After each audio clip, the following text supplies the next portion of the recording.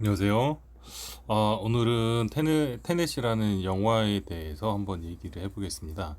이 테넷에 대한 내용의 줄거리를 보면 꽤 과학적인 내용들이 많이 들어가 있는데요. 음, 인터넷 보면 보고도 이해 못하는 부분이 있고 복잡하다. 이런 내용들이 많이 있습니다. 그래서 어떤 내용이 이해 못하겠는지 뭐 케이스 바이 케이스겠지만 그 과학적인 물리학적인 제가 아는 지식을 예를 들어서 설명해 드리면 좀 물리학적인 어떤 그 모르시는 부분에 대해서는 좀 이해가 되실 수 있는 부분이 있을 것 같습니다. 그래서 그런 관점에서 이 콘텐츠를 봐주시면 되겠습니다. 제가 이제 요 전에 그 콘텐츠를 보시면 시간에 관련된 부분, 시간 여행에 관련된 부분, 뭐 중력, 그리고 이제 반물질, 그리고 전자, 양성자인데 양전자, 어, 양성자, 양성자의 반대가 뭐 음성자인가요? 아무튼 그런 개념에 대해서 한번 설명해 드린 적이 있습니다. 좀 이따가 이제 같이 보여드릴 텐데요. 그 전에 제가 얘기했던 어떤 물리학적 현상, 지금 우리가 살고 있는 이 현상과는 정반대되는 전하를 띈 현상에 대한 그런 거를 설명해 드린 적이 있습니다. 아마 크리스토퍼 놀란이 그런 개념으로 이제 이 영화를 만들었을 텐데요. 제가 영화를 보고서는 깜짝 놀랐던 게, 내가 올렸던 컨텐츠를 혹시 크리스토퍼 놀란이 한국어로 돼 있는데, 내가 알았던 내용을 보고 영감을 얻어서 영화를 만든 거 아닐까? 라고 생각할 정도로 참 평소에 제가 생각했던 거를 영화로 표현을 많이 해놨더라고요. 그래서 어, 봤을 때 전 개인적으로 약간 소름이 끼쳤습니다. 제가 생각했던 거를 크리스토퍼 놀란이 영화로 만들 줄이야 라는 느낌이 있었거든요. 그러면 한번 예고편 한번 보시고 A plane. Well, how big a plane? 지금 예고편 뭔지 스포가 좀 들어갈 수 있기 때문에 이걸 보시는 분은 미리 말씀드리지만 스포가 좀 있습니다. 물리학적 현상을 설명해 드리자 보니까 줄거리 내용을 말씀드릴 수밖에 없는데 영화의 내용을 먼저 보시고 오실 분은 이 컨텐츠는 나중에 보시기 바랍니다. 자, 그러면 이 내용 곳곳에 그 주인공, 그 흑인 주인공이 그 덴젤 워싱턴 아들이라고 하더라고요. 예. 덴젤 워싱턴 같은 경우도 데자뷰라는 영화를 통해서 이제 저는 처음에 이제 알게 됐습니다. 근데 이제 이 친구도 이 처음에 나오는 그 출연하는 영화는 아닐 텐데 여기서 이제 저는 이 배우를 알게 됐고 덴젤 워싱턴의 아들이라고 하는 거 봐서는 이 영화 컨셉도 시간 여행 또는 어떤 순간의 반복 이런 게 주된 코드인데 덴젤 워싱턴의 데자뷰 같은 경우도 본인이 일어났던 머릿속에 있던 사건이 또 반복돼서 일어나고 약간 컨셉이 좀 비슷하도록 일부러 캐스팅된 건지는 모르겠습니다. 그러니까 아버지도 그렇고 아들도 그렇고 좀 비슷한 류의 영화를 연출한 분위기가 보이고요. 자, 그런 배경에서 이제 이 영화의 내용을 들어가자면 이 영화는 기본적으로 이해가 잘 안 되시는 분께 설명드리자면 인버전이라고 하는 단어가 많이 나오는데 우리가 사는 세상은 시간이 아시다시피 1초, 2초, 3초 이렇게 지나갑니다. 자, 그런데 시간이라는 것은 우리가 절대적인 개념으로 알고 있어요. 누구든 변경을 할 수가 없잖아요. 지구상의 어느 누구든 변경할 수가 없잖아요. 자, 그런 절대적인 시간인데 하나 참고로 말씀드리자면 아인슈타인이 시간도 느려질 수 있고 빨라질 수 있다는 걸 발견을 합니다. 우리는 아직도 체감을 못하지만 아인슈타인의 상대성 이론, 특수 상대성 이론 같은 경우 빠르면 빠를수록 시간은 느리게 흐른다. 반대로 나는 정지해 있고 다른 것들이 빨리 가면 나의 시간은 상대적으로 빨리 간다. 뭐 블랙홀 크리스토퍼 놀란 감독의 영화 인터스텔라 보면 블랙홀에 빨려 들어가잖아요.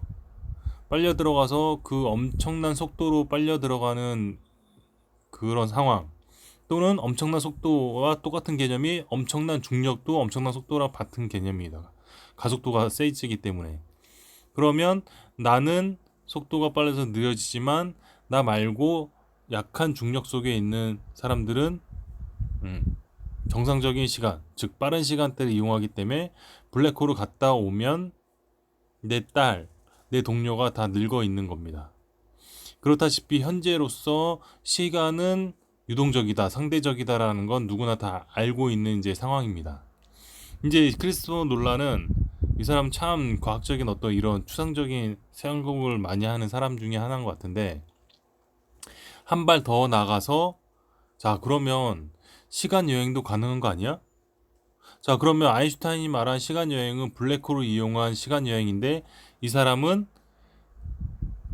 반물질 또는 암흑물질 등을 이용한 시간 여행에 대해서 생각을 했었던 거죠. 저도 이 부분에 대해서는 다른 콘텐츠를 보면 아시겠지만 많이 생각을 했었습니다. 근데 시간 여행에 대해서도 언급한 부분이 있긴 한데, 이렇게 디테일하게 영화 시나리오까지 써낼 정도의 어떤 그런 어떤 정성 능력에 대해서는 혀를 내두를 만큼 되게 디테일하게 고민을 많이 한 것 같습니다. 그럼에도 불구하고 영화를 보면 아주 세세한 부분은 그렇게 깔끔하지 않은 부분도 있을 수 있어요. 예를 들어서 군대가 거꾸로 가거나 아니면 정방향으로 뛰어가거나, 최대한 이거를 재밌게 이제 표현하려고 동시간대에 어떤 부대는 제대로 가고 어떤 부대는 뒤로 가고 어떤 차는 앞으로 가고 뭐 건물은 부서졌다가 다시 원상복귀되고 이런 부분이 있는데, 이제 군인들 중에 일부는 딱 촬영한 거 보니까 그 뒤로 앞으로 가는 게 아니고 뒤로 가는 거를 카메라를 역으로 돌려가지고 앞으로 가게끔 하는 약간 부자연스러운 걸음걸이가 있더라고요. 네. 아무튼 그렇습니다. 아무튼 그거에도 감안하더라도 크리스토퍼 놀란은 영화를 꽤 잘 만든 거라고 볼 수 있어요. 그 시간대가 역으로 흐르는 걸 동시적으로 찍었다는 거는 되게 감탄할 만하고, 또 하나는 시나리오를 6년 동안 썼다고 합니다. 논리적으로 맞아야 되니까요. 이제 그 영화 보면은 할아버지의 역설 뭐 이런 게 있습니다. 시간의 역설이라고. 내가 과거로 가서 할아버지를 죽였을 때 과연 나는 존재하는가 존재하지 못하는 거에 대한 부분인데, 이 할아버지의 역설, 시간 여행의 역설을 그 영화에서도 표현을 하고는 있습니다. 근데 과연 내가 진짜 과거로 갔을 때 할아버지 죽였을 때 내가 과연 사라질까? 아니면 안 사라지고 그냥 둘까? 이런 부분에 대해서는 영화 자체 내에서도 주인공들끼리 평행 우주에 대한 얘기를 합니다. 평행 우주라는 것은 할아버지 역설을 피해 나가기 위한 가설인데요. 내가 할아버지 죽였다 하더라도 나는 그대로 존재한다. 왜냐하면 같은 동시대에 같은 라인의 우주가 아니고 그 행동을 함으로써 또 다른 우주로 갔기 때문에 평행 우주라고 얘기를 하는 겁니다. 평행 우주에 대한 이론은 옛날부터 나왔는데, 지금은 이제 많은 물리학자들끼리 평행 우주가 어느 정도 받아들여지고 있는 추세입니다. 그래서 우주가 하나가 아니고 여러 개라고 얘기들 많이 하고 있어요. 그래야지 논리적인 구조가 맞기 때문에 뭐 웬만한 학자들은 이제 평행 우주에 대한 것을 주장하고 있는 거죠. 받아들이고 있는 거죠. 그래서 여기서도 원래 한 우주, 한 시간대라고 그러면은 꾸준히 흐를 텐데, 그 시간대에 웬만하면 어긋나지 않도록 그 미래를 바꿔가면서 그 인버전을 하고 또 순방향으로 바꾸고 왔다 갔다 하면서 이제 미처 생각지 못한 어떤 행동들을 하는데, 그 행동들이 전혀 다른 행동들을 하는 게 아니고, 평행 우주라고 해서 전혀 다른 행동들을 해서 또 다른 결과를 나타내는 게 아니고, 머리를 이제 크리스토퍼 놀란이 머리를 맞았다는 하는 것이 기존에 지나간 어떤 스쳐 지나간 그 화면들이 나중에 다시 인버전돼서 다시 돌아오는 화면하고 다 연관이 돼 있어요. 그래서 사람들이 좀 감탄하게 만들게끔 그렇게 시나리오를 6년 동안 고생해서 만든 것 같습니다. 저도 그걸 딱 보면서 이거 이렇게 논리적인 구성을 만들려고 노력 많이 했구나, 그런 걸 느꼈습니다. 자, 그러면 한번 잠깐 몇 초 동안 한번 볼까요? Through time. The other one's going backwards. 시간이 거슬리는 거. Can you tell which is which? 여기서 총알이 How about now? 방사능 장갑을 손으로 올라갑니다. 아마 여기 이 영화의 구성에는 인벌전을 하기 위해서는 이런 어떤 방사능 물질과도 연관이 돼 있다고 생각하는 것 같아요. 네. 그러니까 우리가 알고 있는 건 양성자와 음의 전자 해서 어떤 원자를 구성하는데 여기서는 음의 양성자, 음의 양성자, 그다음에 양의 전자, 양전자라고 해가지고 이 구성하는 물질들이 또 다른 우리와는 정반대되는 세상의 물질들인데 이제 이런 물질들이 그 핵에너지와 관련해가지고 미래에서 만들어서 보내고 있다라고 이제 얘기를 하고 있는 거죠. 예. 그래서 미래와 이제 미래의 어떤 세력이 이 현재의 그 지금 지구를 영향을 끼치기 위해서 현재의 어떤 나쁜 세력, 무기 밀매상 세력과 함께 세상을 없애기 위해서 없앤다기보다는 이제 환경 오염이 된 미래 세대의 환경 오염이 된 그런 세계를 구원하고자 시간을 거꾸로 돌리려고 하는 거예요. 근데 이제 우리 입장에서는 시간이 거꾸로 돌아가는 게 좋지만은 않잖아요. 네. 근데 미래 세대에는 본인들이 살기 위해서 황폐화된 지구에서 살아남기 위해서는 시간을 역으로 돌리는 방법밖에 없었나 봅니다. 근데 뭐 미래 세대가 옳은 건지 우리가 옳은 건지는 모르겠는데 우리 입장에서 보면 시간이 제대로 가고 싶지. 나의 아이가 지금 4살밖에 안 되는데 다시 시간이 인벌전 돼서 태어나기 전 단계로 소멸하는 거는 우리도 원하지가 않잖아요. 약간 그런 구도입니다. 그래서 미래 세력에 대해서는 정확히 나와 있진 않는데 여기서는 나쁜 쪽으로 표현은 돼 있습니다. 네. 자, 그러면 물리적인 어떤 원리로 다시 들어가 봐서 제가 그 전에 만든 크리스토퍼 놀란이 이 영화를 만들기 전에 제가 얘기했던 컨텐츠를 한번 들어가 보겠습니다. 네, 이 컨텐츠인데요.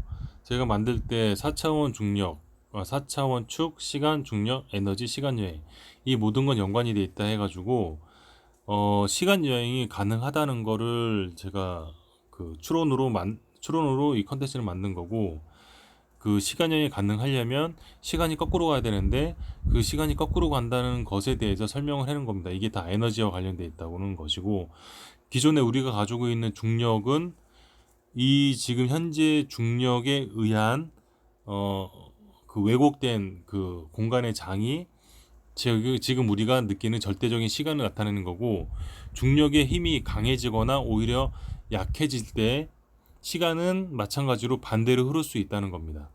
즉 중력파를 얘기하자면 블랙홀 두 마리가 합쳐져 가지고 거대한 중력이 발생했을 때 중력도 파도처럼 출렁거립니다. 그러면 한쪽의 출렁거림은 중력이 세지는 거고 반대쪽으로 출렁거리는 반대쪽은 중력이 반대로 약해지는 부분인데 자, 중력이 약해지는 부분을 생각했을 때 중력이 약해진다는 의미는 말 그대로 시간이 반대로 흐를 수 있다는 거죠. 그래서 여기 컨텐츠를 한번 보겠습니다.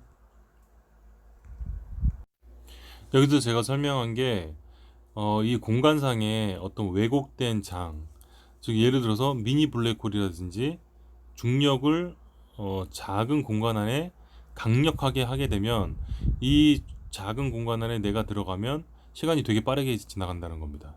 그럼 미래로 갈 수 있다는 거죠. 반대로 중력파가 보면 강해지는 부분 파도도 있고 약해지는 부분 파고도 있습니다.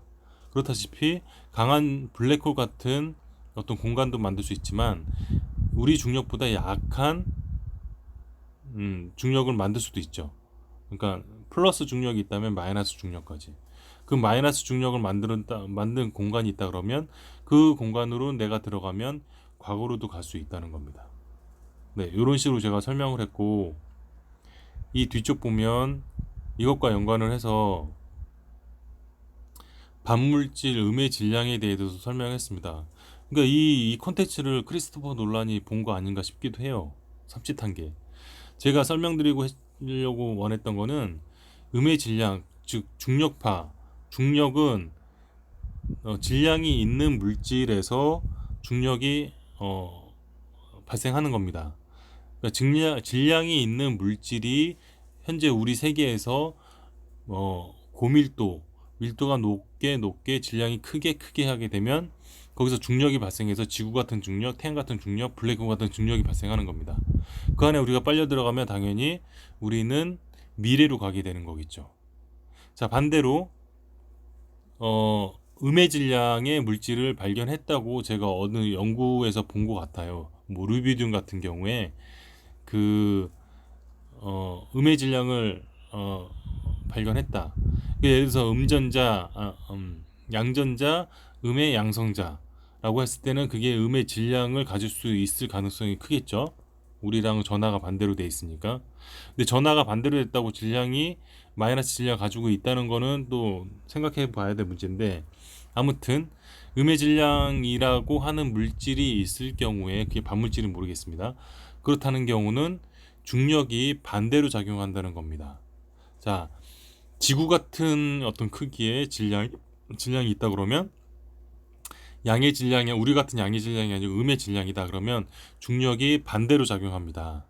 반대로 작용한다는 얘기는 우리 지구 또는 이 블랙홀 같은 음의 질량이 큰 곳으로 쑥 들어가면, 그쪽으로 가면 시간이 반대로 흐른다는 거죠.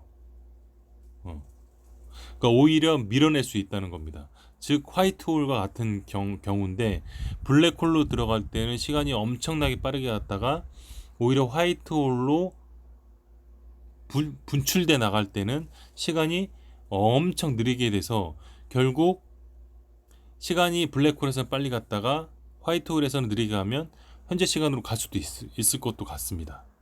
근데 블랙홀은 작은 블랙홀인데 화이트홀은 엄청난 화이트홀이다 그러면 쭉 밀려가지고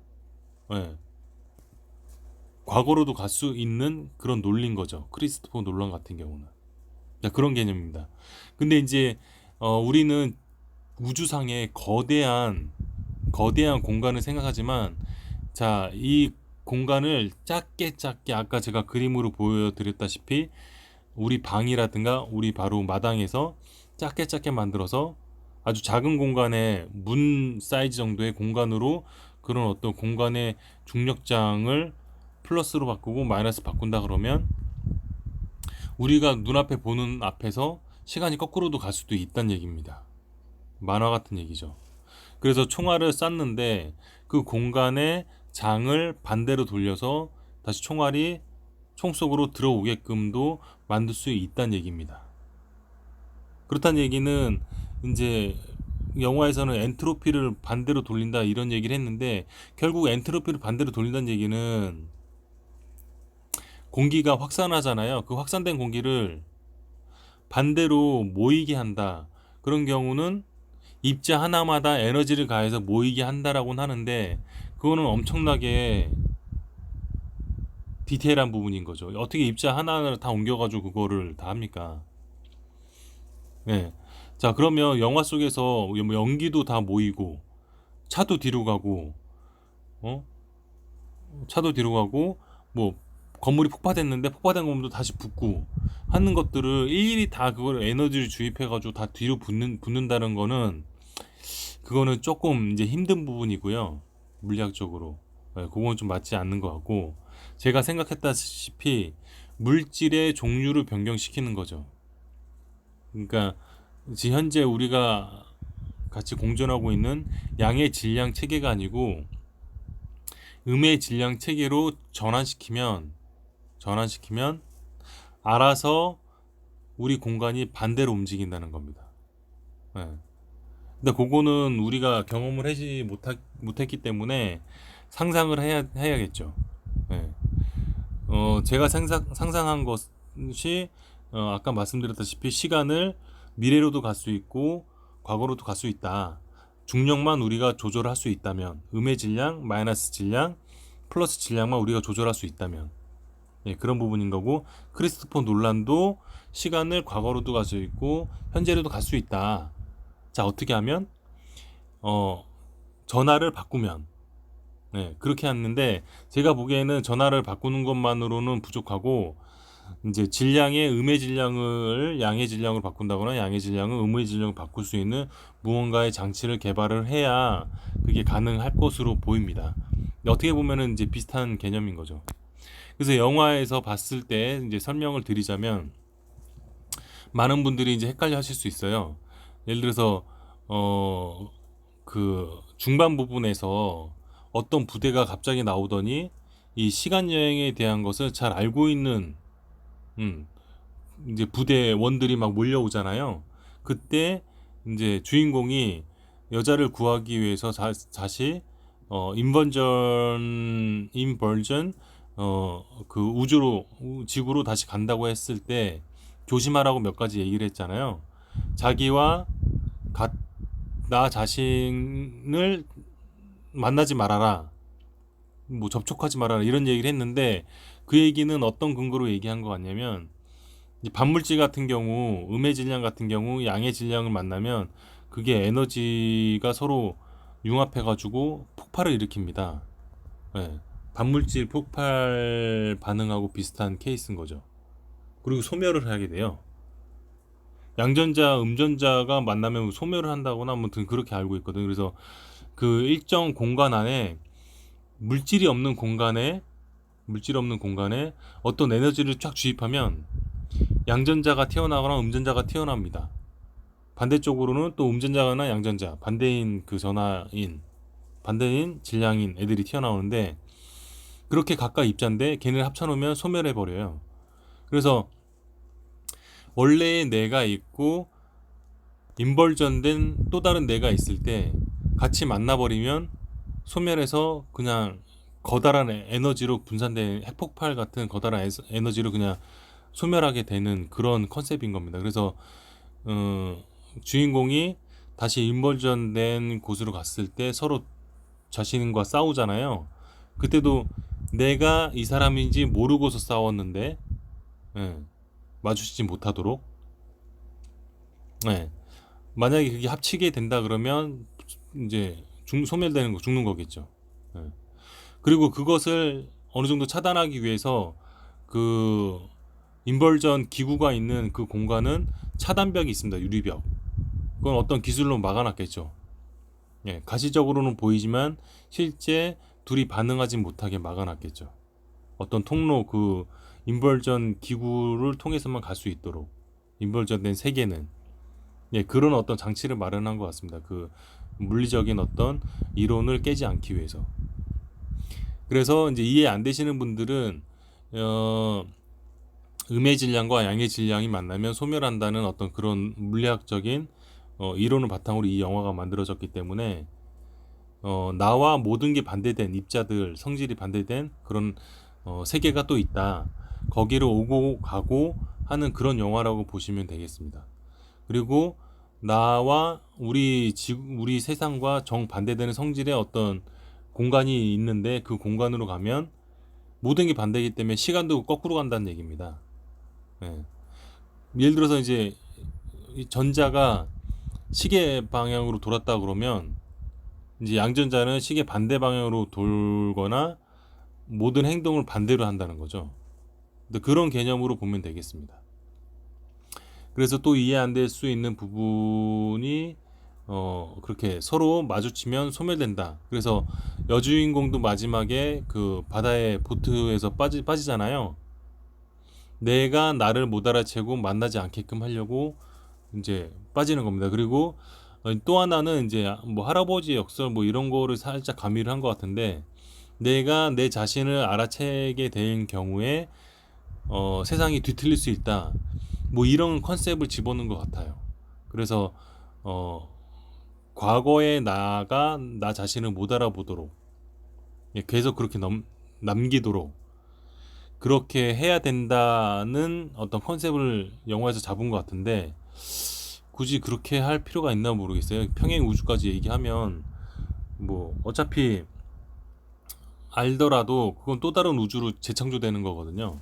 그래서 그럴 필요는 없는데 뭔가 영화에서의 재미를 구하기 위해서 할아버지 역설이 있는 것처럼 그렇게 각색을 한 것 같습니다. 그래서 마지막에 이제 여자 주인공이 아들을 구하기 위해서 이제 아들을 만나기 위해서 초등학교로 갔는데 그때 이제 그 여자 과학자가 그 여자를 죽이려고 했잖아요. 이제 그 사실에 대해서 아는 사람을 없애기 위해서. 근데 이제 그 주인공이 주도하는 건 나다라고 그러면서 그 여자까지 죽이잖아요. 그렇게 마무리된 거는 아마 평행 우주가 있기 때문에 굳이 사실을 아는 사람을 죽일 필요가 없다는 어떤 그런 컨셉인 것 같습니다. 제가 보기에는. 그래서 뭐 이렇게 말로만 설명 많이 드렸는데 일단 뭐 댓글로 궁금하신 점 달아주시면 제가 과학적 이론적인 어떤 부분으로 영화의 줄거리에 대해서 해석해서 답변을 달아드릴 수 있으면 드리겠습니다.